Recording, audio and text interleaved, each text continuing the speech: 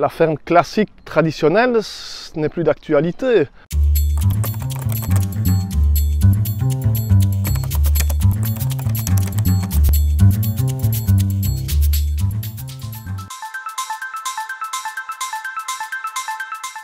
Local, ça veut dire que les gens doivent revenir un peu à la nature, un peu près de chez eux, voir ce qui s'y passe, rentrer dans nos exploitations, venez voir comment on travaille, parce que je trouve que nous, en Belgique, on ne se vante pas assez de notre travail, de notre savoir-faire surtout, parce qu'on a quand même un savoir-faire exceptionnel, avec un type de race qui est aussi exceptionnel.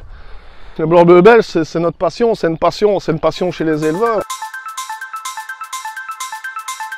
La ferme classique traditionnelle n'est plus d'actualité. Dans des exploitations comme ceci où je suis un peu limité avec les hectares qui est autour de la ferme et la superficie de l'exploitation, mais on doit trouver un moyen de pouvoir s'en sortir autrement. Et le moyen, c'est la diversification.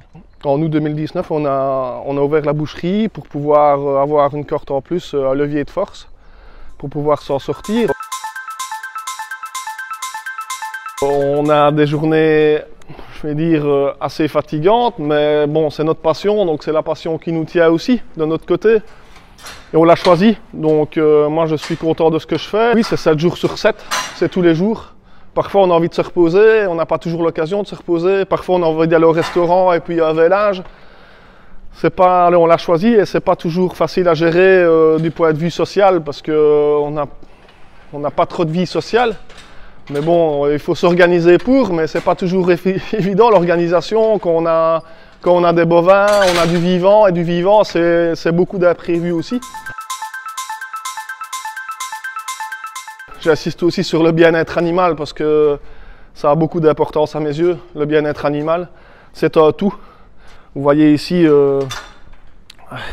ça rumine, ça mange, ça va se coucher. Le poil est beau.